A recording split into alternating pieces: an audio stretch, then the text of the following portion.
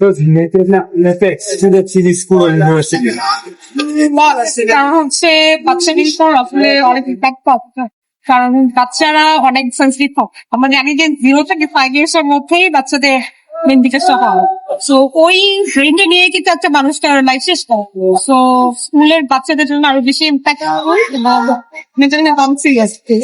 Okay. If you allow me, then I'll ask next question. Yeah. What role does the workplace play in supporting mental health? কারণ আমরা বলি যে আমাদের work place আমাদের second hand, আমরা ওখানে বেশি টাইম করি।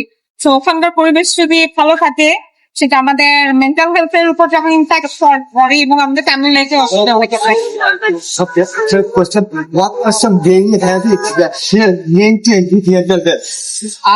ব্যাপার যে হচ্ছে সারাউন্ডিংস আসলে নেগেটিভ পিপলকে যত বেশি দূরে রাখা যায়, নেগেটিভিটি থেকে যত দূরে থাকা যায়। আর আরেকটা হচ্ছে স্লিপের সাথে আমি বলবো যে ফুড হ্যাবিটটা অনেক জরুরি, যদিও আমরা এখন ফুড বাইরে বেশি খাই, ওই জিনিসটা আমরা হিসেবে খাওয়া উচিত। Last one question. What are some ways we can reduce the stigma around mental illness?